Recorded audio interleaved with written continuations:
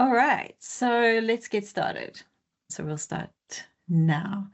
Welcome, everybody. My name is Deirdre Karen, and I am so excited to have Dr. Raj Ramesh. I've been looking at your doodles for many years now, looking at what you're doing with AI, looking at your architecture. So I think you bring a huge value to the community and really appreciate all the work that you've done. So just to get through the paperwork, let's just start with who will be in the room today. So we've got lovely Omar Gawed. He is the one that comes up with these amazing questions that we have for our guest speakers every single time, very specific to the industry and so forth. He's also a strategist, an architect, an analyst who's got many skills. He also runs a YouTube channel and runs a newsletter via LinkedIn. It's called the Analyst Architect. So awesome job. As usual, Omar, great to have you co-host the session with me. And then we've got Elaine, our fantastic programmer. He is the chief architect, CTO at Aiden, and really amazing architect as well as programmer, engineer, you name it. So he brings a lot of depth to the interviews and the conversation. So he's also the owner of Iris Business Architect. And I know a lot of people don't often see him, but here he is. So that's wonderful, wonderful to have. A little bit about me. So my name is Deirdre Karen, and I run two companies, as Elaine does as well. I have Agora Insights, where I train business architects and business analysts to get certified and various other things. We've got learners in nearly 100 countries that are really focusing on growing their BA and BArch careers. And I'm also the co-owner and CEO of Aiden.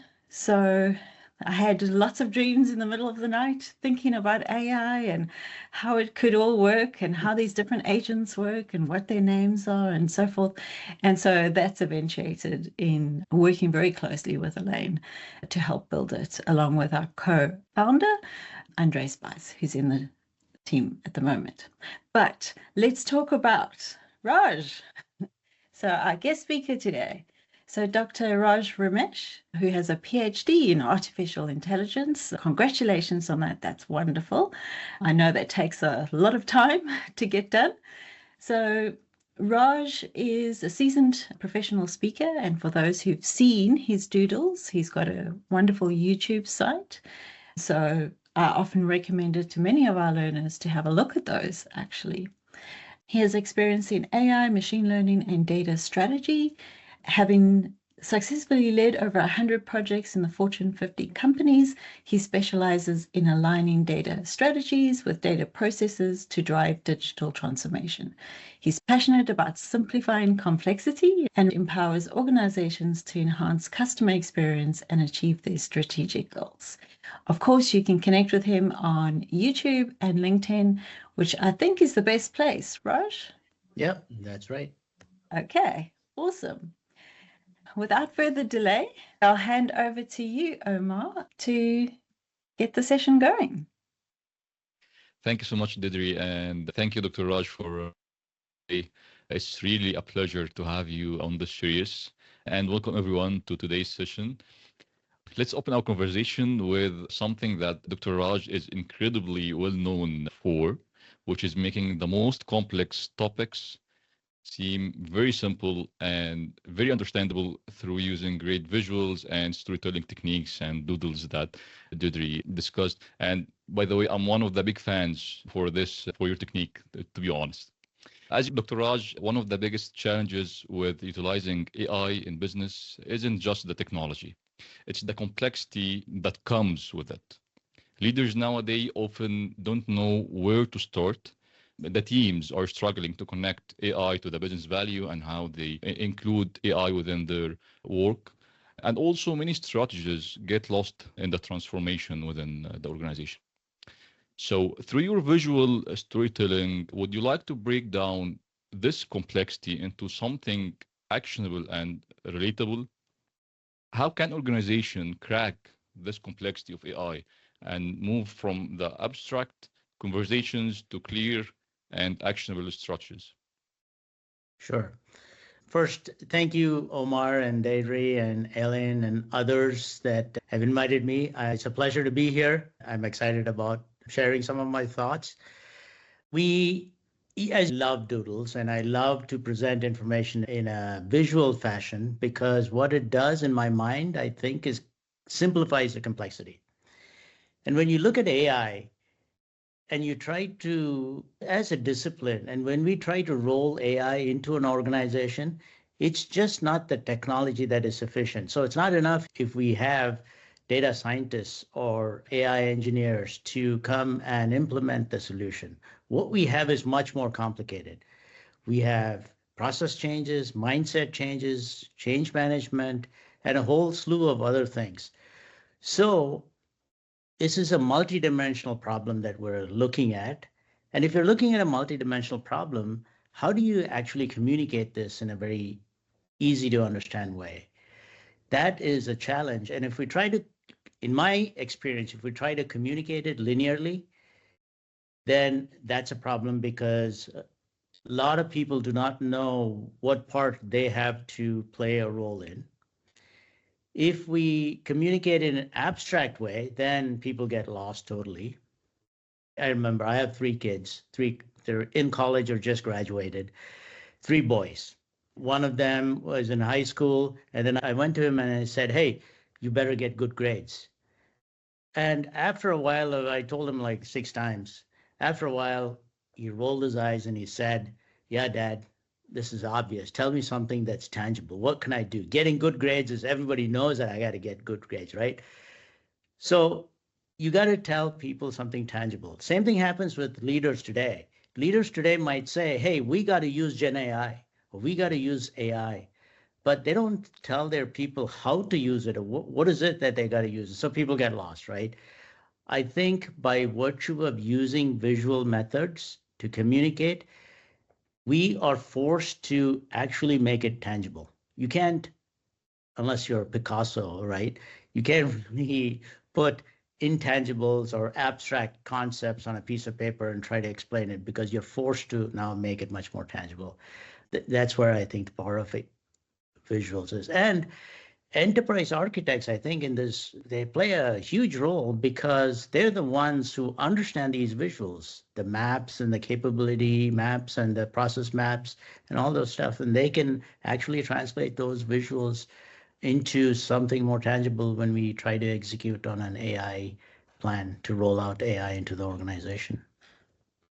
You mind maybe just elaborating a little bit on what you meant around the architecture? Yeah. As architects, we're familiar with visuals. We always go to the whiteboard and draw things. A perfect analogy or example would be a map. This is not what an architect does, but if we take a map as a visual communication tool, and for example, let's say I want to go from Washington, D.C. to San Jose. If I look at a map, I can clearly understand what route I should take. And what happens is that if I were to convert, imagine that I didn't have a map and I wanted to convert this to a PowerPoint deck. Now, if I want to take the information that's in a map and convert it into a PowerPoint deck, that'll probably run into 16,000 pages. And nobody would understand what it communicates. And you would never be able to go from Washington to San Jose. Of course, different people will require different maps, but the concept of the map is the same. If I wanted to fly to New Zealand, I would use a world map. Whereas if I want to go to Chicago, I'll use a local Illinois map. And that's the only difference. But understanding and interpreting that is almost common knowledge now. But we do have visuals in the enterprise architecture domain or architecture domain that not everybody reads and understands. For example, maps, everybody is 95% of the population can read a map, but EA visuals are difficult to read. So it is up to us then to capture the problem, capture the visuals, and then explain it to our audiences to say, hey, this is a capability map and this is what it does. I have artificial intelligence and this capability and this capability. Should we have more? Should we have less? Should we prioritize? Here's my process map. This is what the process does. Here's where I have automation. Here's where I don't. And these are the kinds of conversations then you can start having instead of saying, let me give you a document, let me give you a PowerPoint, walk you through bullet points. It doesn't make the context. The topic of this session is context, and people lose context. Context is one of the most important things, and EAs and architects and analysts are probably in the best position to understand the context and deliver to them. Dr. Raj, you mentioned at the very beginning that AI is much more than technology, and it's all the buzz right now. And many companies that are just getting their feet wet with AI will look at different experiments or different little tools here and there. So they're just trying to see what they can do. But ultimately, what should be their approach of a much broadened AI strategy? How to get over the experimentation phase and really get into a more production phase, if I can use that terminology. Sure. I think you're asking, for example, how do you integrate the AI into your business strategy in some sense to be able to effective, as you mentioned, processes and other pieces. Yeah, sure. So let's look at the current state of how AI is being rolled out in many organizations. People will say, oh, there's a chatbot. Let's put that into our organization.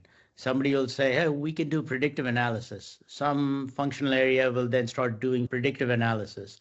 Some others will do identification through maybe computer vision systems. So they're all working in silos, right? And they're doing it because that's what they get their hands on. And perhaps there's no overarching strategy around AI. But if we technically look at it in a much more systematic way, like an architect would say, what is your business strategy?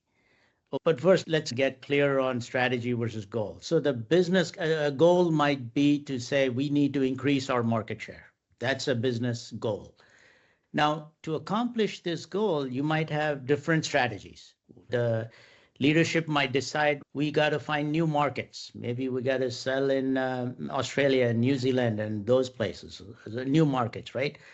The other option might be to say we might upsell our customers, existing customers. That's a different option. A third option might be to say we don't have enough products. Let's create new products and sell them, right? In each of these options, the way you use AI would be slightly different.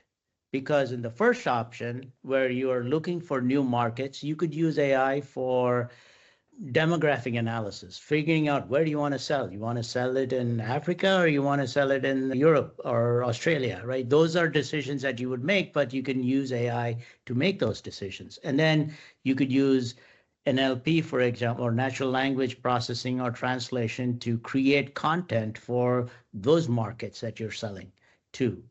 Or you could use image generation tools to create images that are localized. That's one option. If you take the next option and you say, I'm interested in our strategy is actually doing upsell, then you're not going to focus on those AI tools, or you'll still focus on the tools, but you won't focus on those aspects of AI. Rather, you say, how do I analyze my customers and then do an upsell for them? So that means I got to do customer analysis and who has an inclination to buy my next product. And I can do those kinds of things. That means I'm focusing more on my customer database, CRM, chatbots. Maybe I have a conversation with customers to figure out what their needs and wants are. And if you choose a different option, which is let's increase our product suite, that would say, let's use AI for simulation. Let's use AI for coming up with new products. Which ones, what are our gaps in the current product set? What should we use? How do we now fill that gap with AI being that new tool? And maybe it can come up, it can help us get to new products or new variations that we can sell to. So I think overall, you have intent as to why you're using AI the way you are, because then it aligns with the business strategy. If it doesn't, then it's just a random set of tools that you're using. So you think it's possible to get an overarching strategy or the Rosetta Stone of AI, or it's going to be like an application landscape that's pretty scattered. That's the danger, right? Will we learn our lessons? I'm not sure. Some organizations will learn their lessons and look at their application, and some organizations I work with have 1,200 applications, and they're all not integrated. They're just siloed applications, and we're spending a lot of time trying to integrate them. But if an organization now is ready to take on that, AI strategy is a very loose term and it can be interpreted many ways. But if you have intent around why are you bringing the AI in the way you are, then I think they will get a little bit ahead of the other organizations that are not going to do that. And therefore, if they start doing AI with intent, then they might have, and they should have, a competitive advantage pretty quickly. And you might have the same tools. Like you and I probably have access to the same tools, but how we use it is going to be the differentiator, right? Most companies will have access to the same tools. There are a few that have their own, like the Googles and so on, but most companies will have access to the same set of tools. Question is, how are you going to use it? Thank you. Great question and great response. So let's look at the execution though, right? So let's assume we have this great strategy and we're looking at how we're going to integrate all of these things. But even with a clear strategy, businesses often fail to execute. We know how projects just don't always work out exactly like we planned initially, and they lose momentum and so forth. So let's discuss as architects how we could play a role in making strategy real and scalable. What are your thoughts around that? Sure. This is an awesome question, and I think it's relevant to us, right? Because we've been architects for a long time. I would start with perhaps an example of a car. Let's take a car. Somebody created and designed the car, but a car does not exist in isolation. You have to have the roads. When we go from point A to point B, like I said earlier, if I were to drive from Washington to San Jose, I'm going to have to stop in the middle, gas stations in the middle. I'm going to have food. I'm going to have to stay at hotels and so on and so forth. So it is not enough if you just had the car. There is so much around the car that is required. The same thing with AI. I believe that AI by itself, the technology is great and it's advanced us far. But AI, if you were to drop AI into an organization, that itself is not going to give you value. What gives you value, or what gives us value, is everything surrounding it, like the processes that have to change, the people's mindset that has to change, and so on and so forth. In fact, I think in my mind, there's a very small set of people who need to be AI experts. There is a much larger set of people who need to understand the global context around where AI is placed. For a similar situation with cars, you and I'm assuming, I don't know how a car works to the details. Maybe you do, but some of us, not everybody understands how the car works to details, right? And if you look at the number of car engineers who design cars, they're probably a fraction of the people who use cars. We will be in a situation where very few people need to understand the internal workings of deep learning and neural networks and how a convolution neural network works and so on and so forth. But around it is what we have to think about. We need to understand the functionality of of what AI can do. So we need to be able to talk to what a chatbot does versus what a computer vision system can do. But that's all we need to know as architects. We need to then figure out how we can fit that into the organization. But I think there's this fear factor, and I don't know if I'm biased, but if I look at the internet and LinkedIn and courses, there are so many AI courses people are offering, but in my mind, most people don't have to take those AI courses. You don't need to understand the internal. But then there's a scare tactic of, oh, you got to learn this and you got to learn this, because you could spend a lifetime just learning the technology. It's like you could spend a lifetime learning how the car works, but not even drive it. But the whole point is we need to get to drive it, right? And we are the architects who help them to say, hey, you need a road, better build one. You need a hotel because people are going to travel, you need people are going to stay, you need food, you need this, you need that. And so we need to build that ecosystem, and we need to tell the story around building that ecosystem for the business to say, hey, you can't just roll out AI, it's not going to work. You got to do all these other things. And which we already know, right? Which we already are experts at. We've done, many of us have done change management, process optimization, capability optimization, and so on and so forth. That's awesome. So, Thanks. sure. Yeah, great response. Thank you, Dr. Raj, and thank you, Didri, for the question.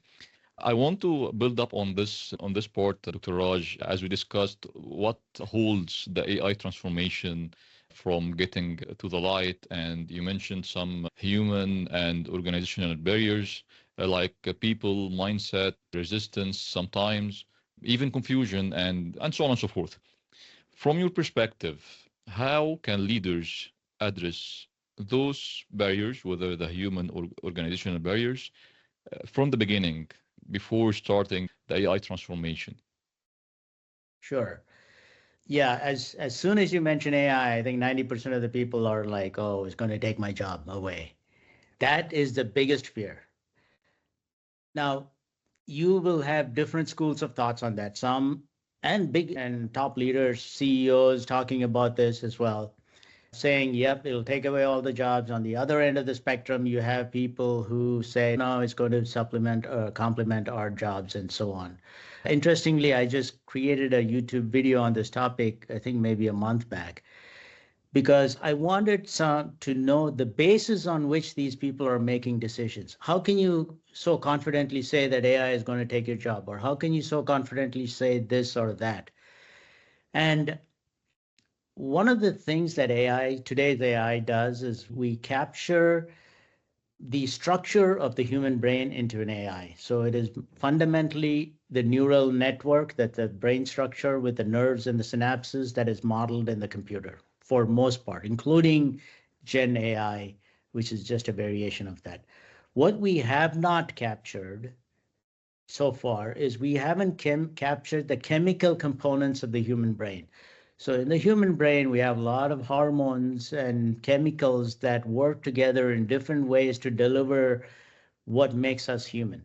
And we haven't really figured that out. So that's why when we talk about human emotion or human connection, these are things that are abstract, but it's hard to codify in a computer. And we haven't done that yet. And which is why today's AI lacks these kinds of emotions.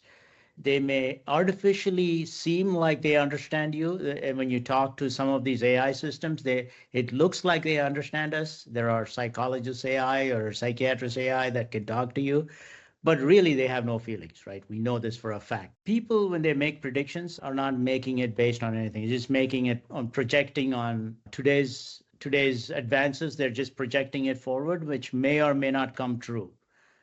That's like saying, I talk about this in my video a little bit, that's like saying if you take today's cars that are much faster than humans in running, and then if I were to extrapolate that somehow, I could get a car that climbs mountains, that can trek Mount Everest with me, that can go down deep in the into the Grand Canyon. This is not true. You can't just take today's technology, project it out, and go that way.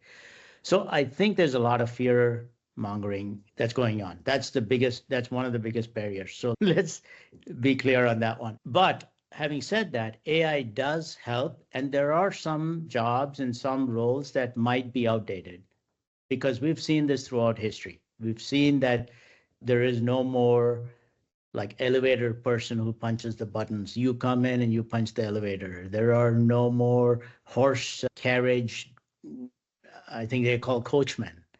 These are out. So if you were a horse carriage coachman, you would be looking for another job, or you would try to transform yourself. So that's going to be there. And we humans, we need to take our own responsibility to do that. So that's a barrier. Another barrier might be the adoption of AI within the organization. So leaders, for example, will say that, yeah, your job is not going to be your job is not going to be outsourced. Or your job is not going to be taken by AI. We'll give you a better job. You'll do this kind of stuff and that kind of stuff. You'll do more higher level stuff. But we also have to participate in getting to that high level stuff and figuring out what is that high level stuff that I'm moving to. And therefore, I need to be upskilled on that. And therefore, I need to ask my leader to help me upskill on that so that I can get to that role. So the leader's responsibility might be then to create an environment where people can experiment and have the confidence, but also be able to move into an environment where they can play a much more enhanced role.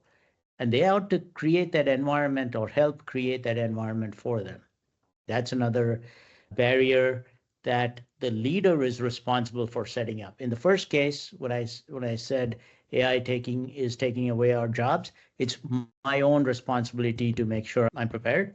The second case, the leader has to be responsible to prepare the environment. And maybe there's one more barrier, which I often see, which is organizations are slow in adopting AI, whereas the actual employees are like far ahead. They experiment with ChatGPT at home. They take Copilot or different variation code generation tools and do coding on their own. But the organization is still figuring out, should we have a chief AI officer? Should we have a centralized system? They're just figuring out the organizational structure, whereas their people are far ahead. So that's another barrier. So leaders better get up in front of the line rather than be laggard. Yeah. So Raj, talking about those leaders and really how they can keep up even with their own people and support them correctly, as you were alluding to, because there's a lot of buzz and there's a big gap between reality and hype, and you have to find your way into that. What would be the way for those leaders to get up to speed and move from the AI buzzword and telling people they won't be outsourced or whatever, and clearly know that what they're saying is correct? So to bring them strategic clarity, even if maybe they don't have the time to play with it enough and they're behind the curve. Yeah, that's a very good question as well. Today, so here's what the typical leader's day looks like, right? They're working with AI, they go talk to an analyst. This analyst says, oh, you got to put AI in, and AI is the thing. They come back to the organization and say, we got to use AI. We got to use AI. Nobody knows how. Yeah, we got to use because ultimately, leader want one of two things: either save money or make money. Yeah, it all boils down to one of those two things. It boils down to that, but they're also without thinking about the holistic strategy. In one case, they want to save money. Yep, they do this. And then in another case, they want to meet customer expectations or better serve the customer. They'll put a chatbot in and so on. So it's almost like scrambling to use AI, right? If they instead reverse their thinking and say, forget about just bringing the tool in and just rolling it out. Let's talk about what business problems we need to solve. Well, am I having a problem with customer interaction? Yes, no. Am I having a problem with cost leakage in my supply chain? Am I having a problem here? And so on. So they can identify different problems, right? Which they should be able to, independent of AI. Now, AI is a tool that can be used in context of each of these areas. But this is where an enterprise architect could come in and say, hey, leader, you got this capability map. Here are your capabilities. Among these capabilities, these 5 capabilities provide you the competitive advantage that you need. So if you were to throw AI into the system, into these, better throw them into the 5 of them first, instead of something that doesn't matter to you. So at least we have enterprise architects giving them a guided way to say, hey, let's use AI to solve the business problem and not necessarily the other way around. Let's not just throw AI into our system and say, yeah, do this. Then we'll end up with a bunch of AI that may or may not be connected underlying and underneath with maybe the data is shared, maybe the data is not shared. This is a common problem. For example, marketing. may start with an AI. They want to predict or they want to send out their campaigns. They might use AI to optimize their campaigns. On the other hand, you might have a sales organization or maybe whoever's in charge of customer acquisitions doing their customer analysis on their CRM. And then here you have disconnected implementations of AI. This AI might be sending out campaigns to people who these guys figured out are not going to buy. So if you have this disconnect, you have AI. So independently, these guys can claim that, yes, we have AI, and these guys can say, yes, we have AI, but together it doesn't make sense. And even tune differently to produce different results or even competing results.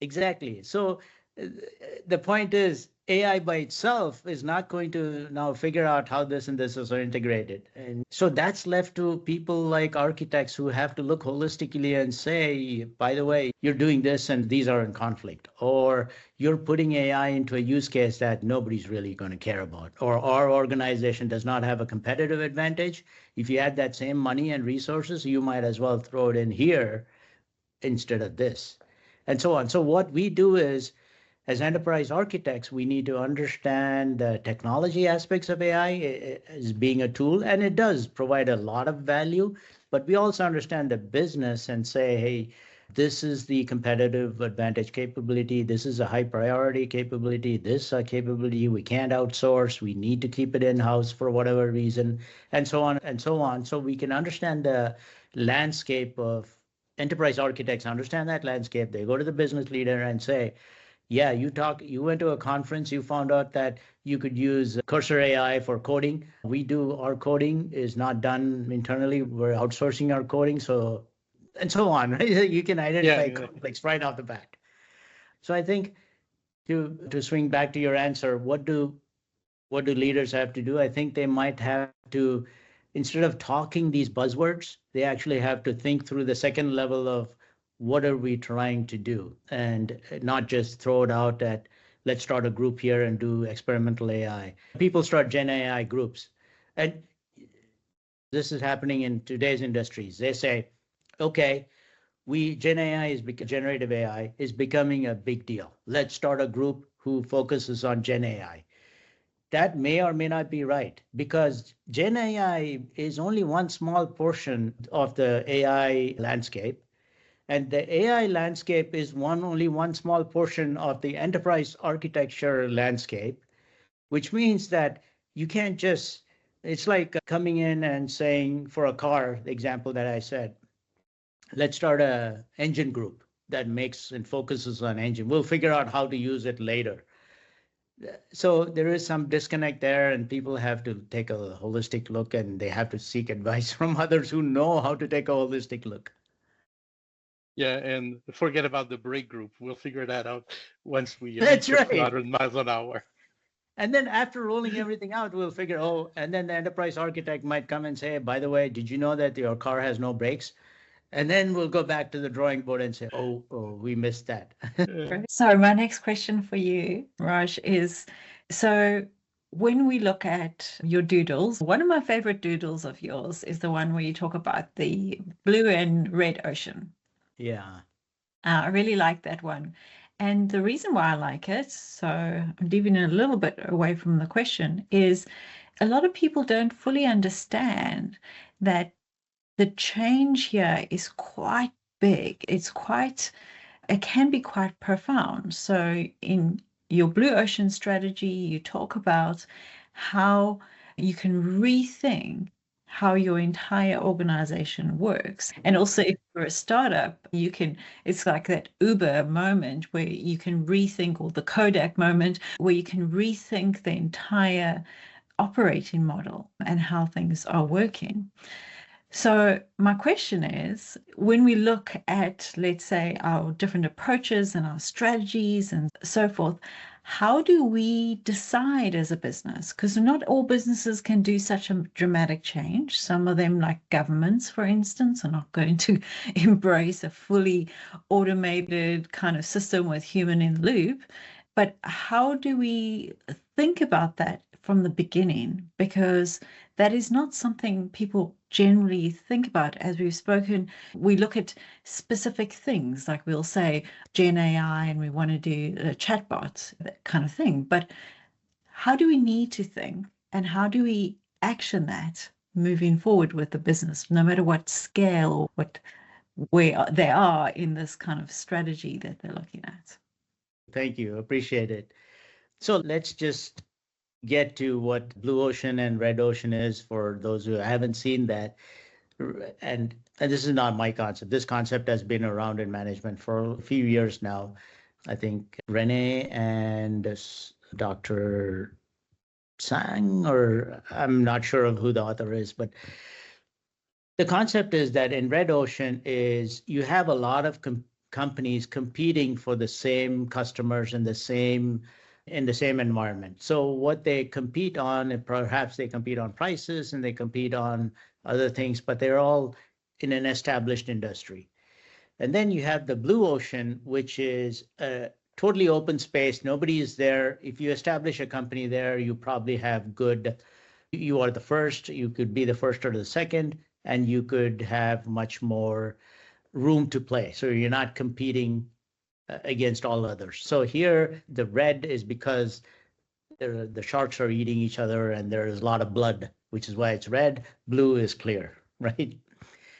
If you take a company that already is well established, maybe an incumbent or a legacy company has been around for 50, 100 years, they have their model, they have their operating model, they have their capabilities, and they're doing pretty well in those capabilities. You wouldn't expect them to suddenly switch to a blue ocean, meaning, oh, let's throw everything away and start something else. If I have a restaurant in Chicago or in Bloomington where I live, and I have a 5-star Michelin star restaurant, I'm not going to say, hey, nobody's serving Korean food in my community, and maybe that's a blue ocean because nobody else is meeting that need. Let me just quit everything I do and jump into Korean food and serve Korean food. It may or may not work, right? Because you have established things and you don't know what that market is and so on and so forth. So I'm not saying that we should all jump into the blue ocean or all companies should jump into the blue ocean. So there are a set of companies like what you mentioned, like governments and so on, that'll stay in that red ocean, but the government has no competition. But so they're probably in a separate ocean by themselves. But you get the point, right? But they would say, let's now figure out, now we have this AI thing in. Let's now figure out how we can use AI in our ocean. Let's say they're fishing. They used to use fishing poles. Now AI is like that fishing net. Okay, now we got a net. Now we can catch more fish. Maybe we should use that we'll still stick to fishing. We're not going into tourism. We'll still stick to fishing, but we'll use AI properly. So those cases, they have to then identify use cases to say, which capabilities do I actually improve? What is my business value? How am I going to get return on it? And so on. Now, they might step into the blue ocean to say, by the way, as we did our exploration, we figured out that one product is lacking. The customer would really like this product, or they're asking for it. And every time they ask for it, we're sending them to our competitor down the street because they're the ones who have that product and so on. We should probably create that. And then we can get into a little bit of a blue ocean concept. So put tippy toe into it. Whereas now you have a blue ocean. If I were a startup, I would almost not look at the red ocean. I would say, now I have at my disposal here the technologies that will allow me to do entirely different things. And let me think of a market which is not well served and come up with it. So looking back, you could say Uber did something like that, Uber and other car riding apps.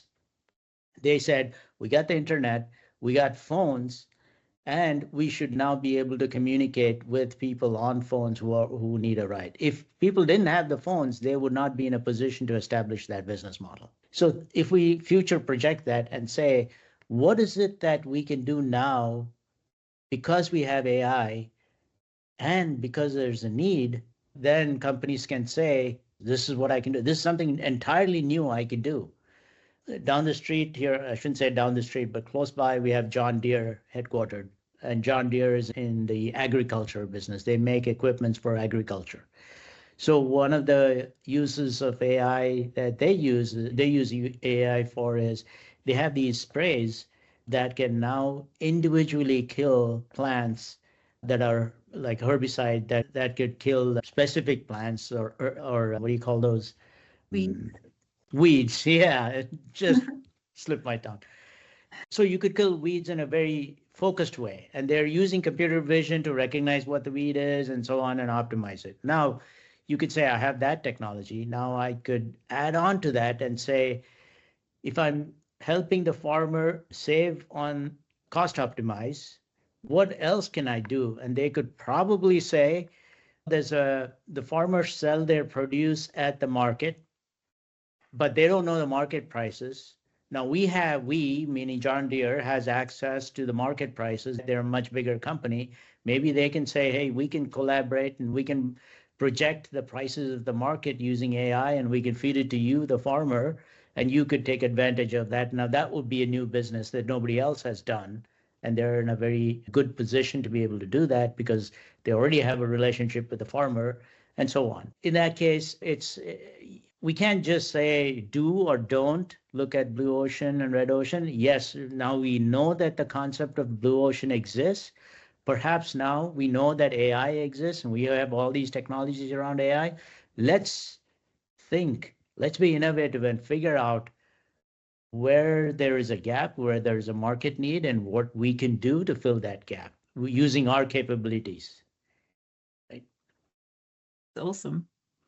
By the way, this isn't a question, but I don't know if you've seen, it is a question. Have you seen FarmBot, where they have this little bot that you can use in your own house and garden? I love it. I'm planning on getting that one day. Oh, I see. It does that as well. It's also an AI bot. And nice. so you create your own produce, but Yeah. on a micro level, just for your Elaine and I had a chat about that a couple of months ago, talking about getting a farm bot. Yeah. And produce. That'd be great. Yeah, it is awesome, to be honest. The blue ocean and red ocean, it is one of the most, let's say, powerful concepts that every business should consider.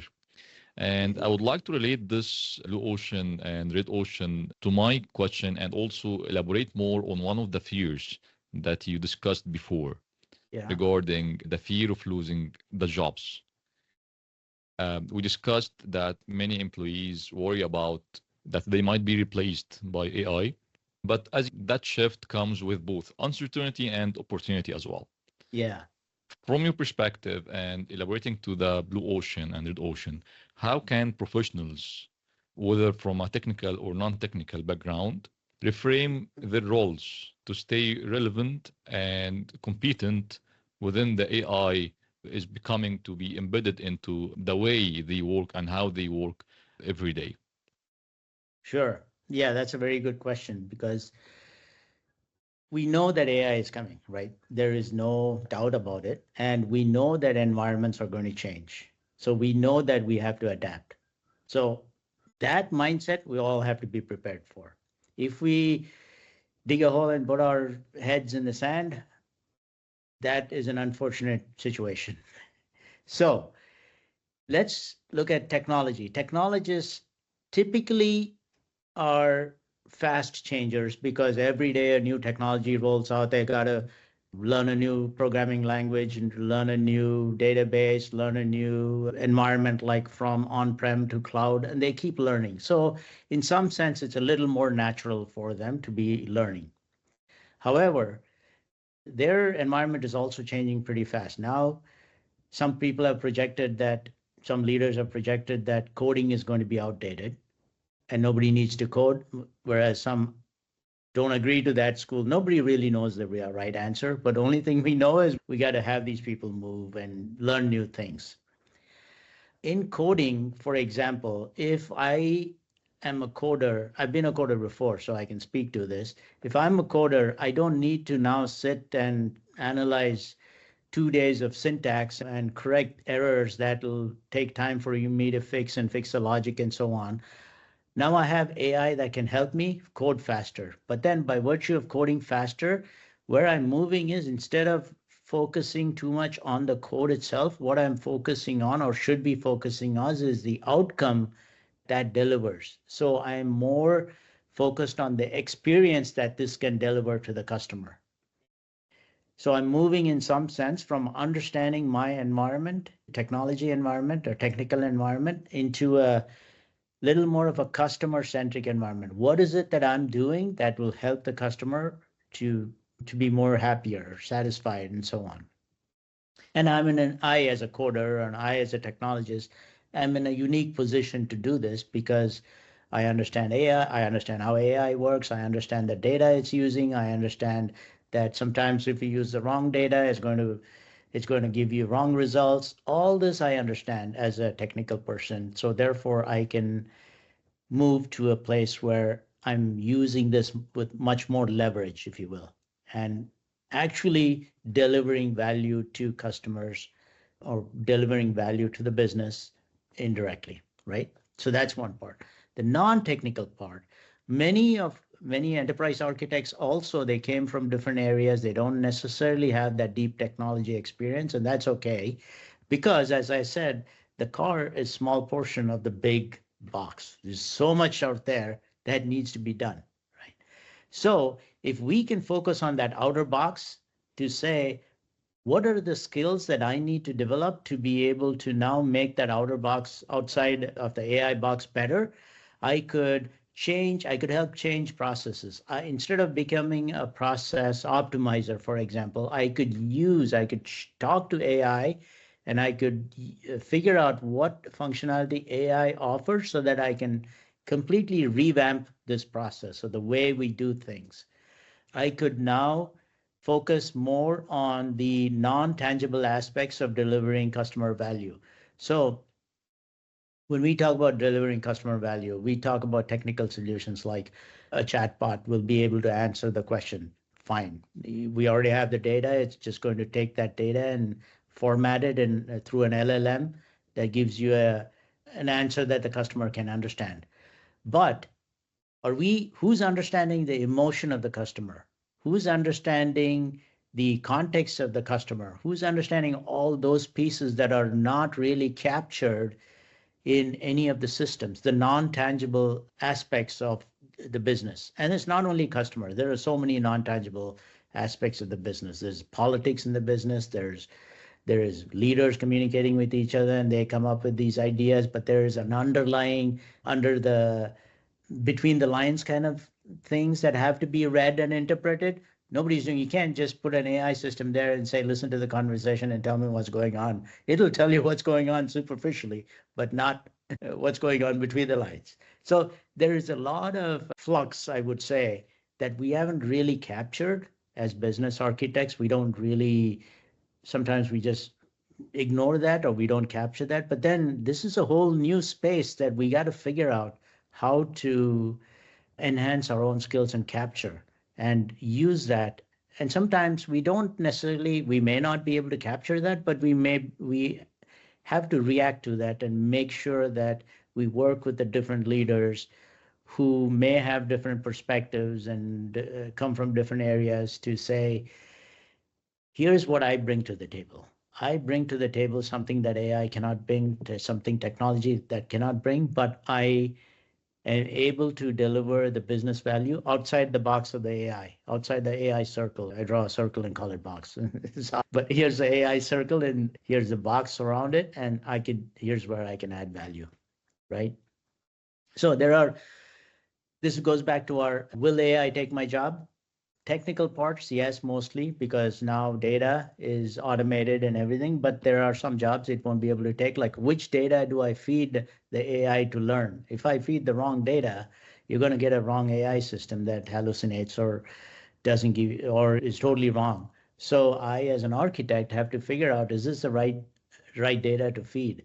Are we training our employees in a way to use to actually flourish in a post-AI world? I shouldn't say post-AI because advancement in AI is not going to stop. In a post-AI implementation world, I should say, maybe. It's a continuous process.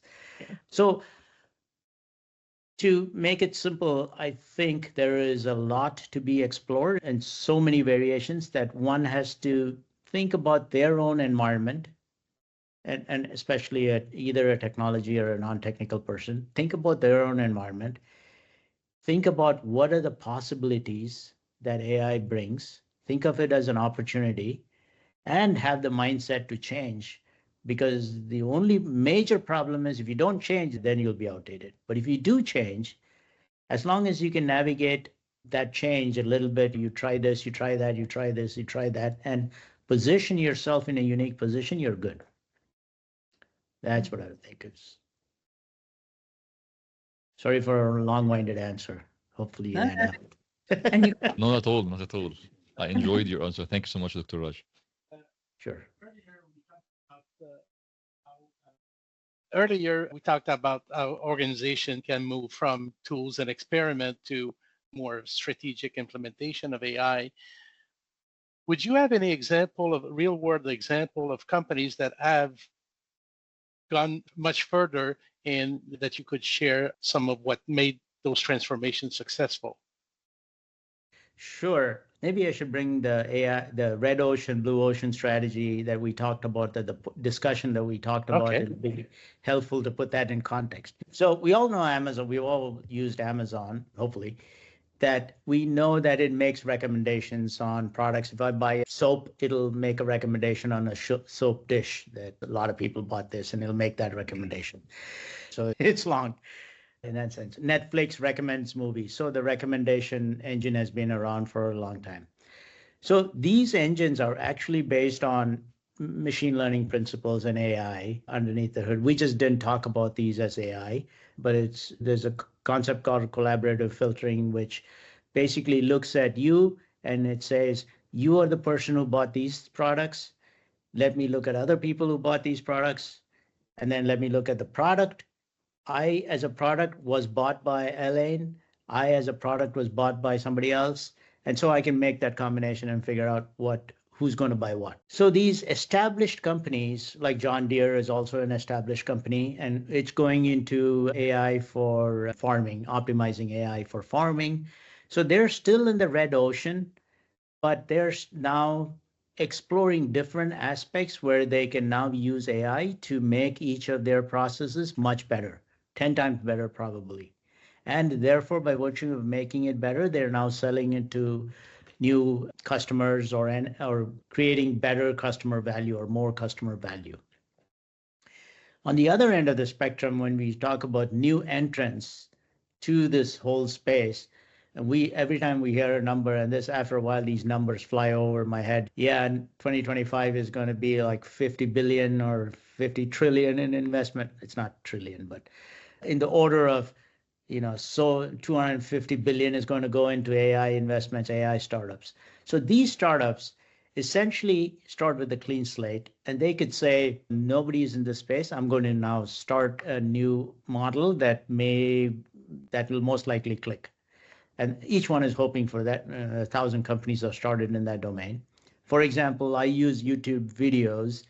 If there is a company that basically said or says, I think it's called Linguana. I don't use them, but just an example, that they could take any video and translate it into another language to be automatically put in a foreign environment, right? In Tanzania, or with their local language localization and everything. So this is a market that did not exist before the AI came into play. So for them to have to do this, they needed YouTube to exist. They needed now AI translators to exist, and they can combine the two and say, hey, we can take your YouTube video, combine it with translation, put it out there. You can make more money because of that. So what I'm saying is that there are these new tools and technologies that we could start using that come into play in addressing that space as well. Does that answer your question? Yes, pretty much. Thank you very much. Okay. So you have quite a unique skill, Raj, of being able to visualize things simply and using doodles. I'm curious to know, by the way, you've been doing it for at least 10 years. Yeah. What inspires you to use that method? Yeah, the history behind that is that I consulted with leaders a lot, and typically my mode of consultation would be that I would just sit across the table from a leader with a leader and have a discussion. I have mentally prepared something, but I haven't really put it on paper. I don't go with a PowerPoint. And then we'll sit across and talk, and then I'll start drawing these pictures. And then eventually what some of them would do is they'll pull the paper away from me and they'll draw stuff and then they'll give it back. And so what it ended up being is like almost a shared creation. At the end of the conversation, they'll say, "Oh, that looks exactly like what I wanted. Can I have that piece of paper?" So they'll take the paper away. And when I go and talk about the same topic to another leader, I can't start with that paper. I just need to start from scratch because then I take them along in that journey. And then I figured this is not scalable. What am I going to do to scale this? And that's when I started experimenting with YouTube as an option.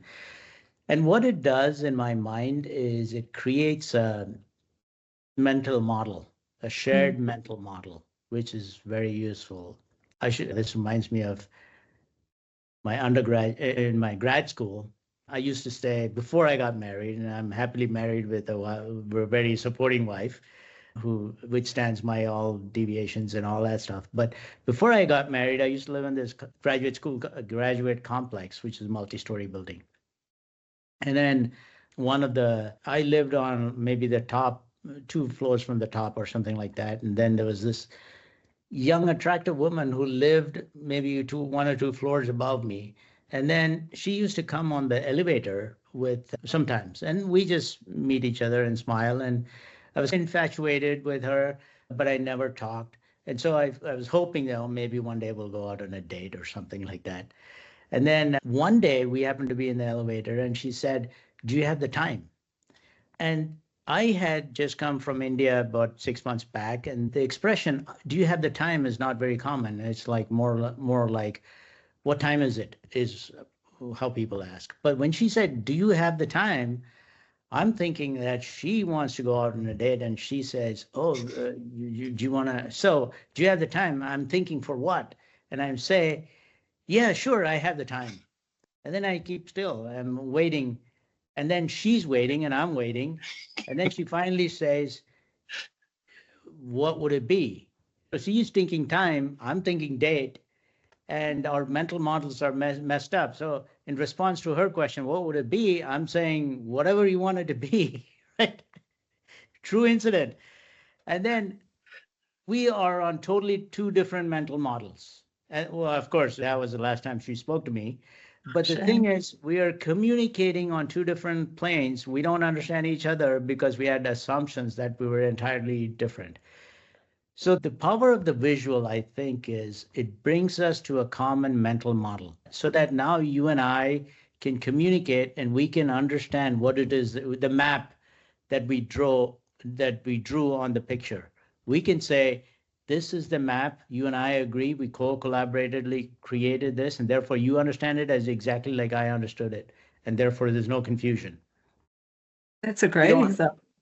Yeah, we don't have the same thing with PowerPoint, with documents. We don't have the same effect. And interestingly, I try to use the A/B testing, and I create visuals. When I create visuals with just stock images and stock photos and with the same messaging, with the same lines, I'll create a message with stock photos and stock videos, and I'll create a doodle. People will prefer the doodle much more than they prefer the stock videos, even though you think that the stock video is much more professionally done. Here I am just sketching on a napkin with a face, human faces. Nothing looks like a human face. It looks like a orange with 2 dots, but they relate to that much more than they relate to the other one. And so I figured the power of visual communication in the way that I have done it, and I'm sure there are many ways to communicate visually, but I feel that my way has stood the test of time. As you said, I started 10 years ago. I still do it as a hobby. And it is very effective. And especially as we move into a more complex world with AI and all that, we architects and analysts, we have to move to a visual medium where we can co-create and help understand, because ultimately the power is in communicating. It's not necessarily the jazziness of it. Yeah, it has to be professionally packaged, but that's the power. We can actually transform or help people take action and transform their lives, transform organizations. We're in a perfect spot to do that. Do you think AI will ever be in a position to do something like you do? I hope not, but Can't do it. You can't do it. but so far I have looked and I have searched across and I keep constantly searching for it. What it doesn't yet come to is there are some doodling package that AI has helped, but it doesn't really communicate the way I want to communicate it. So when I say draw a toaster, it'll draw a toaster in abstraction. When I say draw a person, it'll draw a person. But when I say, how does this person use the toaster, it's lost. This is where we make the connections. The human makes the connections and say, this is connected to this. This is exactly like I think you've used ChatGPT. You have to ask the right, you're one of the first people I know from the EA or analyst group who has done that. So we have to ask the right questions. If we don't ask the right questions, it can give us arbitrary answers. How do you know to ask the right questions? That comes from our experience as analysts and enterprise architects who look holistically. We don't look at silos. In fact, we look to bridge silos, and that's where we can ask ChatGPT do this and ChatGPT do this, and now you ChatGPT combine the two to give me something. Yeah, thank you. Sure. Yeah, I can relate, Dr. Raj, 100% with what you are saying. And I'm always saying that communication is what sets human apart from AI. A good analyst or a good architect should have a good communication, regardless AI or not. But getting to this point, and as we wrap up our conversation, this fruitful conversation, which I already having the pleasure to have you today, do you think we have two people or two types of people? Some think that AI will kill the human imagination because it will take over humans and everything related to the normal tasks within the organization, whether it's a process-oriented part within the operation and so on and so forth. And some people think that AI can bring some opportunities and harness a lot of new opportunities to rethink their products, even their whole business model. So from your perspective, will AI kill the human imagination, or it will fuel the creativity and innovation across the teams and the functions within the organization? Yeah, I think it'll be the latter. And I'll tell you why. And it comes from my experiences from the technology side. So I'll explain a little bit about the technology side so we are all on the same page.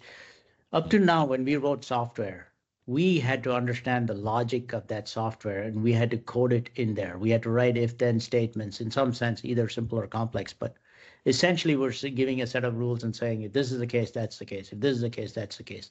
So in other words, we understood the transformation model. We understood that if this is the data, this is the output you're going to get. If you go do a credit check, here are the things that we need to check for from a person. And therefore we say, yes, we give this person a loan. We don't give this person a loan. It's very obvious. If you read the code, you can figure it out. But now we have an environment and we have a tool and a technology that can do arbitrary transformations. In other words, we don't necessarily need to understand the logic in between. If we give a bunch of inputs and we say this inputs relate to these outputs, internally now the machine can create a model that can automatically do this transformation, which is the essential foundation of neural networks. And since these neural networks are many nodes and many layers, it is almost impossible for us humans to codify that transformation into code, because we can't write. It's like writing a million lines of code, and even then we'll be wrong because we don't really understand the model, and therefore we can't write it in software. So this has given us a new way to think about possibilities. So when we say this is a new way to think about new possibilities, now I can run through I could come up as a human, I could come up with this intuition or idea and then say, let's use AI to now quickly test this. Because AI now gives us the ability to create user interfaces and systems quickly, short turnaround time. In fact, they even create the UIs and so on, right? And it does simulations. We can also have it run multiple simulations to shorten the time to which we answer yes or no, and we can figure out, is this idea worth pursuing, not pursuing? So we as humans now can use this technology to now test many hypotheses. But AI itself will not be able to come up with these hypotheses because they don't know the world knowledge to be able to now pick and choose which ones may or may not be related. So they're very good at, if we want to do gene sequencing, right? They're very good at gene sequencing, and we are learning about a lot of those things to say, yep, if I give a set of inputs, I can figure out that the AI can come up with possible options and patterns. But it won't say, for example, if there is a person eating potatoes all the time and there is another person who's riding a bicycle all the time, these are two totally unconnected thoughts that AI won't be able to put together. I'm just giving a random example. I don't know if that's true or not, but they won't be able to put those together because the AI does not have a world model in the brain like we do. We have a model of the world. We know how the world works. Maybe your version is different from my version, but for 80% it's common. We know certain things. We take for granted gravity. You drop a ball, it'll fall down. We take certain things for granted, but AI doesn't know that. It doesn't, because we're feeding it certain contextual situations, and it's able to innovate within that context. But human innovation is much beyond that small silo, right?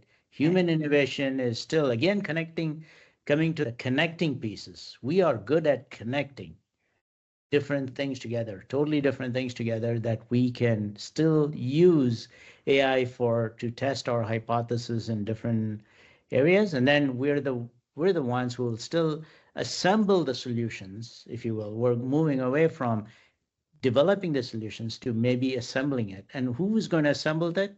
Some of it is technology. Some of it is non-technical. And that's where I think humans have to come together, the technical and the non-technical, and say, hey, this is how you put this together. Yeah, thanks so much, Dr. Raj, for this fruitful answer. Good. Yeah, I totally enjoyed it as well.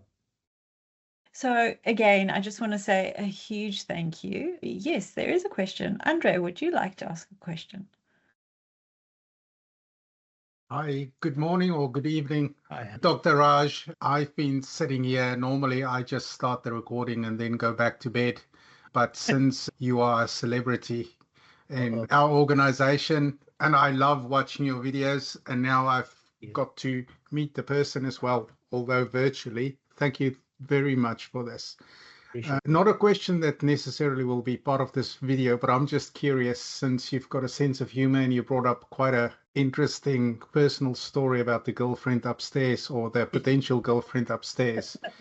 And you also mentioned that you've got a very supporting wife. So my question is, have you ever had to resort to a doodle within your personal relationship to mansplain something to your wife? Yeah. Great question. Well, I do that, but I do this with my kids as well. I try to. Here is the problem with that. My kids, and I think my wife as well, are very impatient as far as they're concerned with me. I tend to assume, since I don't know my audience, I do know my audience, but I want to take them on a journey starting from zero to say, here's how we fill out different things, because I cannot make assumptions about who knows what. So I start with the blank sheet of paper, my doodles, and go from there and end up with a single sheet that conveys everything. With my kids, as soon as I start, now this good advantage with YouTube is that it's non-interactive. I can just say this, it's one way, right? You can complain after the fact, but It's one way for that session, for that doodle piece, and you can fast forward if you wanted to. But with interaction with my kids, they're like very impatient, and they're like, we know this, we don't know this. Why don't you jump to the solution? I don't have all the time in the world. So these real life constraints come into play. And what happens is they get frustrated. I don't know if you have kids, and at that time, like teenage boys, they can get frustrated pretty quickly. But that has taught me something. That has taught me that, excuse me, that the teenage brain thinks differently. And you got to adapt to the teenage brain because they are much more knowledgeable in certain things than I am. And they're quick. Yesterday, day before yesterday, I was trying to fill out tax forms. I was trying to help them fill out the tax forms because ours is due the April 15th. And here I am trying to go step by step with TurboTax. I'm going to try go step by step. And here he is. We're doing it on a shared Zoom session. And he's going so fast that I can't even read it. I said, go back. I don't know what that says. That's all. So we have this back and forth. And understanding that how fast they operate in the digital environment is amazing. I guess they've played a lot of video games, so therefore it gets them very fast. So there is this a little bit of a give and take. They don't have the patience and so on. So that's a fun environment to be in. But I think I take it with there's a lot I got to learn from these guys. And it also helps me to sometimes tune my videos and ask them for input. I create a video and they'll tell it to them, and they'll be right away very brutal. They'll say, this sucks. You're using standard video footage. This is not going to fly. Whereas my friends would say, yeah, this is fine. I would publish it. But I take my kids' opinion directly. And yeah. Thank you very much for your candor. I appreciate this. And as a fan, I really appreciate what you do and what you've done in the past. It has helped me personally a lot. I'm a very visual person myself, and sometimes things that's in my head, it's like you're in my head, but you can explain me to myself better. So I appreciate you. Thank you very much. Thank you. I'm glad you find it helpful. And maybe you'll start doodling, at least on a piece of paper, more. I'll try. Thank you. Sure. Elaine, any final thoughts? No, I really enjoyed everything today. It was a very nice conversation. A couple of places you were talking about how AI would make us more creative and on the technical side of things pretty much. But I think also you cannot be a good technical person for the most part if you don't understand the business you're trying to solve problems for.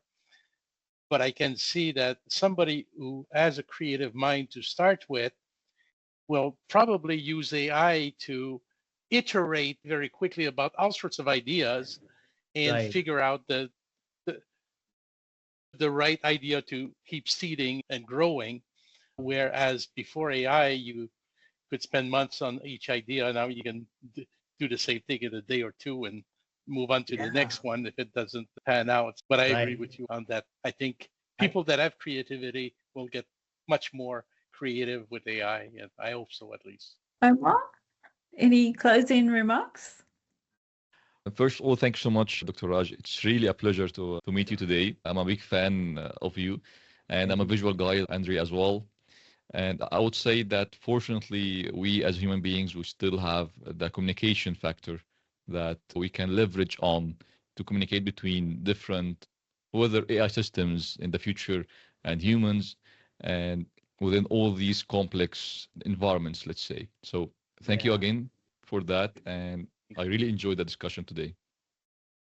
And I totally enjoyed it. When you guys asked me for a 1-hour session, I didn't know what I would be talking for an hour. I said, I could be done in 10 minutes. I have nothing to say for an hour. But I totally enjoyed the conversation, and it was mutual. It was a pleasure. Thank you. Thank you so much. So in closing, Dr. Raj Ramesh, thank you very much for your insight, for your time, for your conversation, for your honesty. All of those things have been completely amazing, and accepting our invitation. And like I said, we'll be sharing this for the broader community. So really appreciate your time and putting in the effort to share from the heart what's about you. And I love your personal stories too. That was great. Thank you. Thank you. I appreciate it. I totally enjoyable experience. First Okay. time for me though on a Oh, podcast. first time? Using podcast, yeah. Yeah. Oh, That's why really? I was like hesitant. What do I do? What do I talk for an hour? I don't know what I'm going to say for an hour. That's another pleasure, to be honest. Yeah, that is. Yeah. That's a real privilege. Thank you. And there's some comments from Lara, who you will have also commented on, because when we do our blogs and everything, Lara does all of our visualization and she shares and does your profiles and everything. So thank you very much, Lara. She says, absolutely lovely conversation. So Thank awesome. you. Appreciate it. Cool. All right. Good. So we'll end now, and thanks again for your time.